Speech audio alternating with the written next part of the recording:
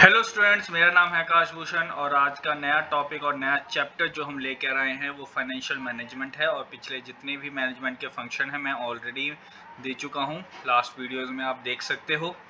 और उसके बाद आज का जो नया चैप्टर है वो है फाइनेंशियल मैनेजमेंट। फाइनेंशियल मतलब पैसा और पैसे की देख रेख करनी, मैनेज करना, that's a financial management. Meaning देख लेते हैं कि क्या है इसका मीनिंग। तो सबसे पहले अगर हम देखें फाइनेंशियल बिजनेस फाइनेंस का, ठीक है, तो देखिए बिजनेस फाइनेंस मीन्स पैसा। पैसा क्यों चाहिए? तो ऑलमोस्ट हर एक्टिविटी के लिए ही आपको बिजनेस फाइनेंस चाहिए, पैसा चाहिए चाहिए।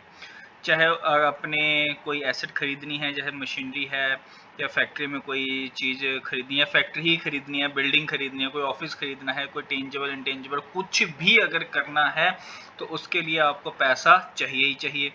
डे टू डे ऑपरेशन करने हैं, जैसे कि गुड्स बाय करने हैं, मटेरियल बाय करना है, बिल की पेमेंट करनी है, सैलरी देनी है, कैश कलेक्शन, जितनी भी चीज़ें हैं वो भी वहाँ पे भी आपका जो है पैसा आएगा ही आएगा। तो टेक्निकली अगर देखा जाए तो हर एक्टिविटी के लिए ही आपको पैसा यहाँ पे ज़रूरी है, सर्वाइवल के लिए भी ज़रूरी है। जिस तरीके से ह्यूमन में एक ब्लड जो है वो मोस्ट इम्पॉर्टेंट काम करता है, वैसे ही बिजनेस में फाइनेंस जो है वो वैसा ही ब्लड ही है बिजनेस के लिए, जो कि उसको एक लाइफ देता है। फाइनेंशियल मैनेजमेंट, अब फाइनेंशियल मैनेजमेंट क्या है कि देखिए पैसा जो है वो मैनेज करना, ठीक है। जितने भी पैसे हैं ना वो किसी न किसी कॉस्ट पे आए हैं।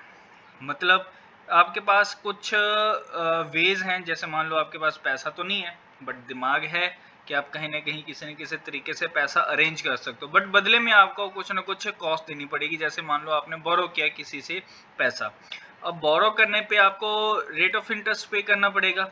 तो जिस हिसाब से कॉस्ट होगा उस हिसाब से आपका रिस्क भी होगा। अगर आपने बहुत ज़्यादा कॉस्टली मतलब उठा लिया पैसा तो रिस्क आपने ज़्यादा उठाया, ठीक है। तो फाइनेंशियल मैनेजमेंट क्या है कि इस तरीके की कॉस्ट को रिड्यूस करना ताकि कि आपका जो रिस्क रहे वो थोड़ा कंट्रोल में रहे और आप जो भी फंड्स के साथ जो भी चीज़ें चाहते थे एक्वायर करना वो आप एक्वायर कर सके।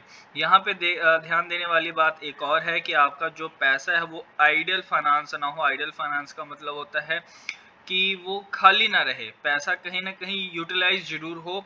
ये नहीं है कि आपने पैसा सोचा तो था कि 10 लाख रुपए लग जाएंगे, आपने 25 लाख ले लिए किसी से, बाकी 10 लाख तो आपने जो यूज़ किया तो वो किया ही, बाकी 15 लाख जो है वो वैसे ही पड़ा हुआ है। क्या फ़ायदा उसके ऊपर आप इंटरेस्ट पे कर रहे हो? तो ये आपकी फाइनेंशियल मैनेजमेंट अच्छी नहीं हुई।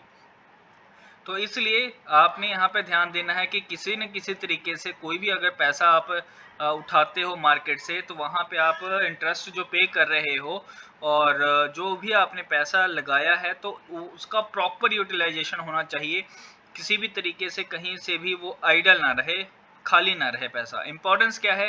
तो देखिए अगर हम फाइनेंशियल मैनेजमेंट की बात करें तो नो डाउट इम्पोर्टेंट तो है ही है।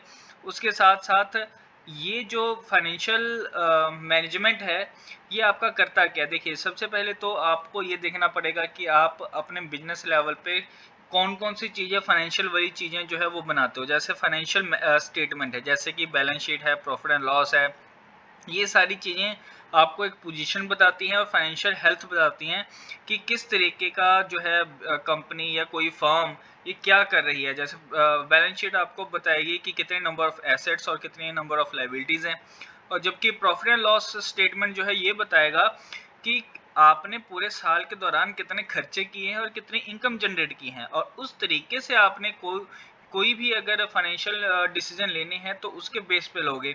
अगर ऑब्वियस अगर आपका लॉस हो रहा है तो ये ज़रूरी नहीं है कि आप बहुत ज़्यादा और भी कर्जा ले लो। तो ये ध्यान रखने वाली बात है कि फाइनेंशियल मैनेजमेंट कुछ तरीके से की जाती है। जैसे कि एग्जांपल के तौर पे size and composition of fixed asset of business.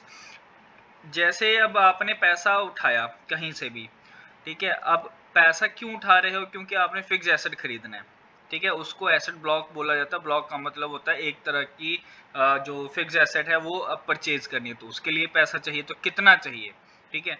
Quantum of current asset and its break up into cash, inventory and receivables.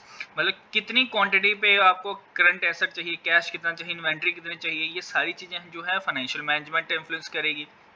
उसके बाद कितने पैसे आपके लॉन्ग टर्म होने चाहिए, कितने पैसे आपके शॉर्ट टर्म होने चाहिए। लॉन्ग टर्म के मतलब 10 साल, 15 साल, 20 साल, कितने साल के लिए पैसा चाहिए, या शॉर्ट टर्म 1 साल के अंदर अंदर आपको कितना पैसा चाहिए, तो वो भी इन्फ्लुएंस करेगा मैनेजमेंट जो है, फाइनेंशियल मैनेजमेंट। उसके बाद जितनी भी आइटम्स है प्रॉफिट एंड लॉस वाली, जैसे इंटरेस्ट है, एक्सपेंस है, डेप्रिसिएशन है, तो मतलब जितना ज़्यादा आपका डेट होगा उतना ही इंटरेस्ट एक्सपेंस भी होगा। और सिमिलरली अगर आप इक्विटी के थ्रू आप पैसा करते हो, मतलब इक्विटी शेयर्स देने के बाद आप पैसा रेज करते हो, तो आपको वहाँ पे डिविडेंड पे करना पड़ेगा। और इसी इक्विटी और डिबेंचर मतलब डेट जो है, उन दोनों के कॉम्बिनेशन को हम कैपिटल बजटिंग कहते हैं। ठीक है, तो ये सारी चीज़ें जो हैं वो डिपेंड करती हैं फाइनेंशियल मैनेजमेंट आप करते कैसे हो। तो ये था आपका मीनिंग, और नेक्स्ट में हम देखेंगे नेक्स्ट टॉपिक। ठीक है, तो होपफुली आपको ये क्लियर हुआ होगा कि व्हाट इज़ फाइनेंशियल मैनेजमेंट।